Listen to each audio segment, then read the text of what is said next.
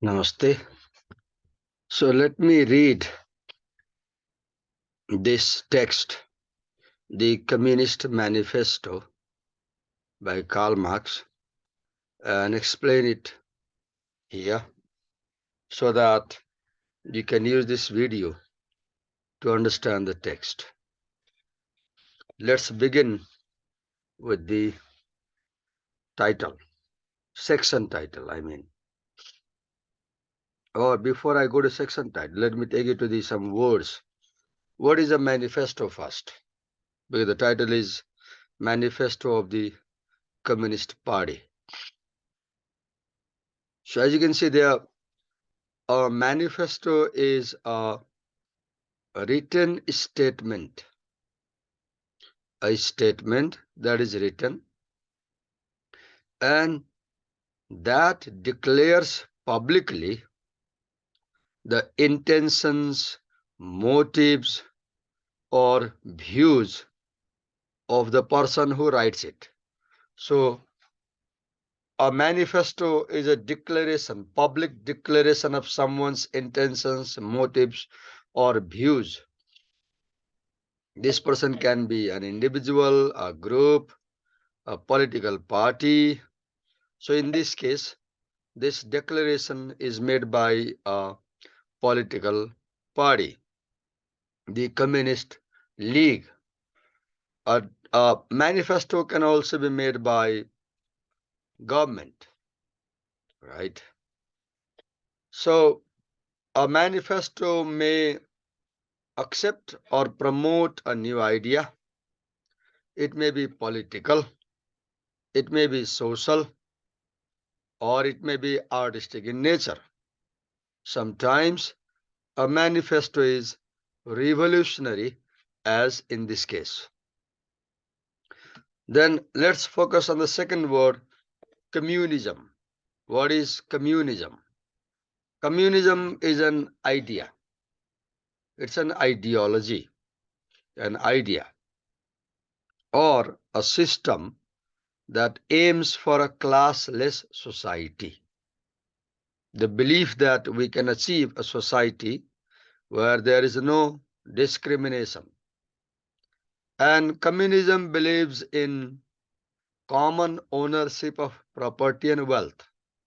Property and wealth will not belong to any person. It will belong to everybody in the country. Communism is just opposite of capitalism. Communism says no to private ownership and production for profit, personal profit, whereas capitalism relies on private ownership and production for personal profit. Communism can also refer to the social and political system based on Marxist socialism. This is the meaning we need here. So what is communism? A social and political system which is based on Marxist socialism, such as in former United States of Soviet Russia. Okay, now let's talk about the context of the Communist Manifesto. When was it written and in what situation was it written? So, the context of Karl Marx's Communist Manifesto was the social and political unrest or turmoil in Europe in the mid 19th century, especially the rise of industrial capitalism. Industrial capitalism means factories, industries were established, machinery, technology was used, and they produced a lot of goods. They were sold, and people made money through business. So there was rise of industries. As a result, there were a lot of workers working in the streets, and these industries began to feel that these workers began to feel that they are being exploited. As a result, they got united and they began to fight against the employers. This struggle became a political movement throughout Europe in the middle of the 19th century. This movement was the context, right? So there was the rise of working class as a major force in society in the middle of the 19th century. And Marx and Engels wrote the manifesto for the Communist League. The Communist League was a secret revolutionary organization. Why was it secret? Because in that situation, it was not possible to say these things openly. It was a secret revolutionary organization that aimed to overthrow the existing governments and establish a communist society. So, this manifesto was published in the month of February in 1848. And 1848 February was the eve of the revolution in Germany as well as France. And this 1848 revolution in Germany was part of a wave of uprisings across Europe. And this uprising of the workers challenged the old order, political order, and demanded more democracy and social justice. However, this revolution, 1848 February revolution in Germany failed. And Marx and Engels had to run away from Germany and they take refuge elsewhere. They came to London. And okay, now let's read this uh, introduction to the manifesto that is written by Marx himself. It will tell you further about the context. So he writes that a specter is haunting Europe, the specter of communism. A specter is a ghost. So he says that people take communism as something fearful, something that you are suspicious of. All the powers of old Europe have entered into a holy alliance to exorcise the specter.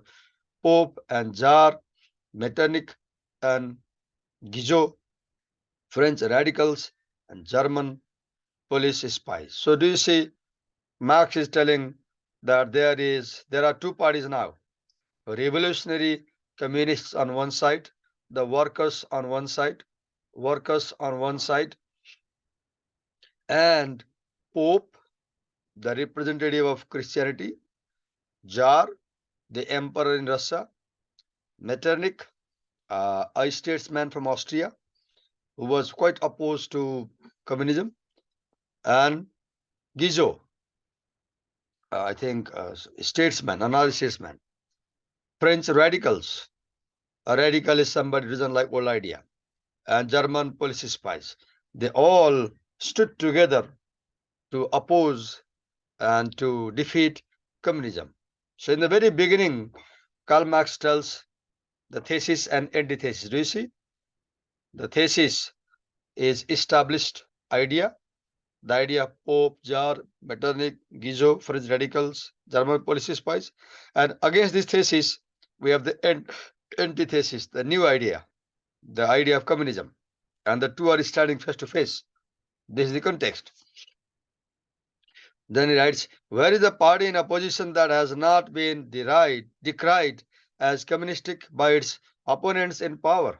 Where is the opposition that has not hurled back the branding reproach of communism against the more advanced opposition parties as well as against its reactionary adversaries? Two things he talks. Look here.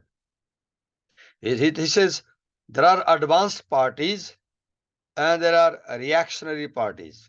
Who are advanced parties? Advanced parties are communistic parties, parties who want a progressive change in society. Who are reactionary parties? Reactionary parties are like the parties of the Tsar and other traditional parties, conventional parties who like to maintain the status quo, who doesn't like new changes, right? And the fight is between revolutionaries who want a change in society and reactionaries who don't want the change in society. Keep in mind the two words, revolutionary forces versus reactionary forces.